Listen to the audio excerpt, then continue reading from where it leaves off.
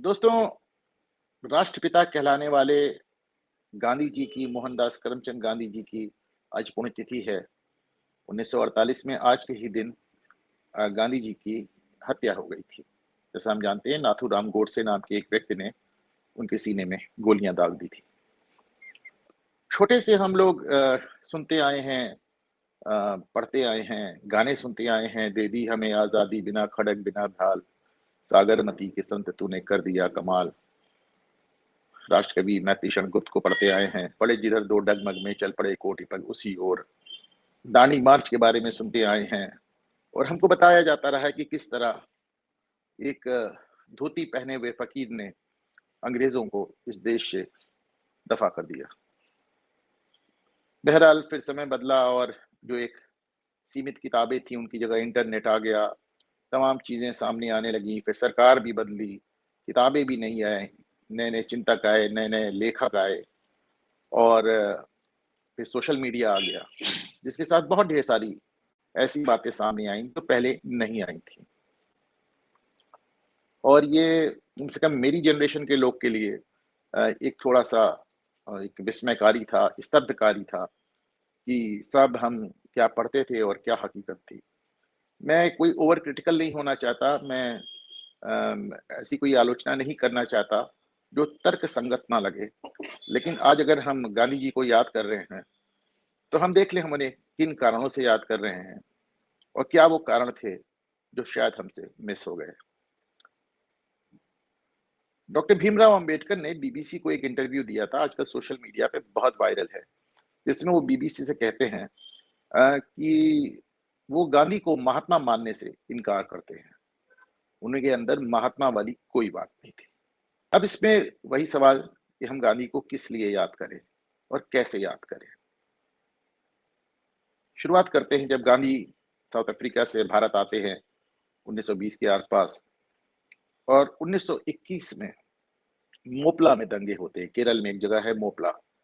जैसा कि हम जानते हैं कि तुर्की द्वितीय विश्व युद्ध हार गया था और तुर्की सेना के ही एक अधिकारी मुस्तफा कमाल पाशा जिसका नाम था, उसने तुर्की पे कब्जा कर लिया।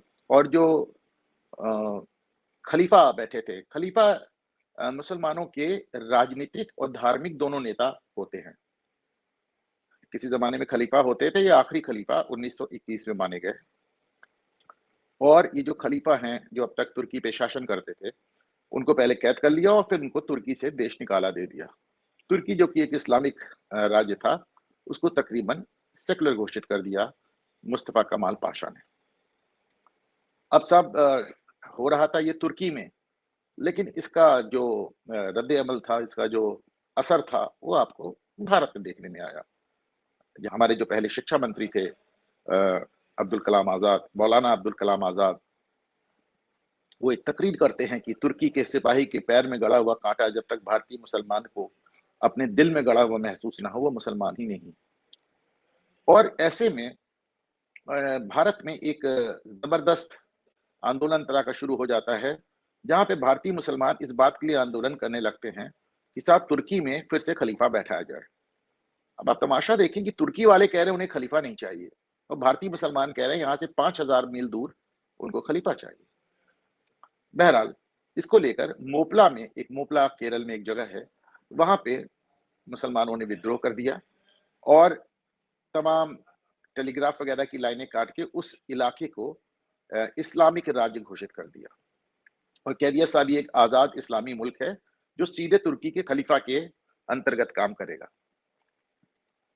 और सिर्फ इतना ही नहीं किया उन्होंने, जैसे एक डॉक्टर अंबेडकर की किताब है पार्टीशन ऑफ इंडिया, उसमें अंबेडकर लिखते हैं किस तरह उन्होंने वहां हजारों हिंदुओं का कत्ल कर दिया, सैकड़ों महिलाओं का बलात्कार हुआ, माओ के पेट से काट कर बच्चे निकाल के काट डाले गए। और ये सारी चीजें अंबेडकर ने अपनी किताब द पार्टीशन ऑफ इंडिया में लिखा है। लेकिन गांधी जी ने इसको डिफेंड किया। उन्होंने कहा कि हिंदुस्तानी मुसलमान अपने धर्म को उसी तरह प्रैक्टिस कर रहा है, अपने धर्म को, अपने मजहब को वैसे ही चला रहा है जैसा वो उसको जानता है, इसमें उसकी कोई गलती नहीं है, बल्कि हिंदुओं को बर्दाश्त करना चाहिए। और यहाँ तक कहते हैं कि साहब मुसलमान अपने गुस्से को निकाल रहा है क्योंकि अंग्रेजों ने उसके साथ तुर्की में गलत किया, तो इसलिए उसको हक है कि हिंदुस्तान में अपने गुस्से को वो निकाले। अंबेडकर लिखते हैं कि गांधी जी इस झूठे भाईचारे के नाम पे हिंदुओं की बलि चढ़ाना चाहते थे। मैं नहीं, अंबेडकर ने अपनी पुस्तक में लिखा है जिसका नाम है द पार्टीशन ऑफ इंडिया, और इसका लिंक मैं आपको इस वीडियो में दूंगा, आप चाहें तो इसको ऑनलाइन खरीद के पढ़ सकते हैं। तो साहब हम गांधी को मोपला के लिए याद करें कि हम गांधी को स्वामी श्रद्धानंद के लिए याद करें। स्वामी श्रद्धानंद सरस्वती 1920 के दशक में एक बड़े सन्यासी हुए हैं, आर्य समाजी सन्यासी हुए हैं, जो कि घर वापसी आंदोलन चला रहे थे, जिसमें वो जो हिंदू धर्म परिवर्तन करके मुसलमान हो गए थे उनको वापस हिंदू बना रहे थे। और उन्होंने बहुत छोटे समय में 1,63,000 मुसलमानों को हिंदू बनाया था, और इसको लेकर कट्टरपंथी मुस्लिम समूहों में उनके लिए बहुत नाराजगी थी।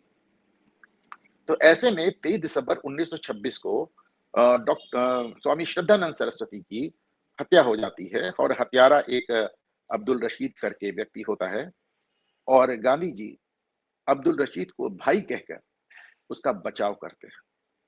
सिर्फ इतना ही नहीं करते, वो यहाँ तक एक इशारों में कहते हैं कि गलती अब्दुल रशीद की नहीं है, उन लोगों की है जो अपनी जबान और अपनी कलम बेलौस चला रहे थे। यानी वो स्वामी श्रद्धानंद को ही गलत ठहरा देते हैं। कुल मिलाकर वो श्रद्धानंद को अपनी हत्या का दोषी बताते हैं। आज के जमाने में आप इस तरह के बयान मुलायम सिंह यादव को देते हुए आपने सुने हैं। मतलब गांधी जी की तुलना मुलायम सिंह यादव से करना थोड़ा अजीब लग सकती है, लेकिन आप देखें बयानों में बड़ी समानता है। तो साहब हम उनको मोपला के लिए याद करें गांधी को, या स्वामी श्रद्धानंद के लिए याद करें, या महाशय राजपाल के लिए याद करें। महाशय राजपाल का ये किस्सा है कि 1920 के दशक में जब ये मोपला कांड हुआ, तो उसके बाद बहुत ढेर सारा एक सांप्रदायिक तनाव हो गया, और उसी में मुस्लिम पक्ष द्वारा एक पुस्तक प्रकाशित हुई, सीता का छिनाला। ये भगवान राम की पत्नी सीता के ऊपर एक चारित्रिक आक्षेप था, और इसके जवाब में 1923 में एक महाशय राजपाल करके व्यक्ति थे लाहौर में, उन्होंने एक पुस्तक प्रकाशित की, रंगीला रसूल। बहरहाल 1.5 साल तक ये पुस्तक बाजार में रही, और इसकी बहुत चर्चा भी नहीं हुई, और इसको लेके बहुत हंगामा भी नहीं हुआ। फिर 1924 में गांधी अपने अखबार में इस किताब के बारे में लिखते हैं, और जबरदस्त इसकी निंदा करते हैं, और राजपाल को भी इसके लिए दोषी ठहराते हैं। अब इसके बाद तमाशा हो गया, और राजपाल के खिलाफ मुकदमा हुआ। लेकिन मुकदमा में वो पंजाब हाई कोर्ट में, उस समय जो लाहौर में हुआ करता था, 1927 में जो पंजाब हाई कोर्ट है वो महाशय राजपाल को दोषी नहीं पाती और बरी कर देती है।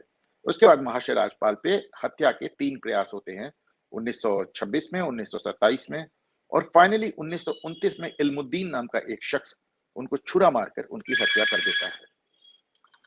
इल्मुद्दीन को फांसी की सजा होती है, और हाई कोर्ट में उसकी अपील मोहम्मद अली जिन्ना करते हैं, और मोहम्मद अली जिन्ना इल्मुद्दीन का मुकदमा लड़ते हैं, लेकिन जिन्ना उस मुकदमे को हार जाते हैं, और इल्मुद्दीन को फांसी हो जाती है।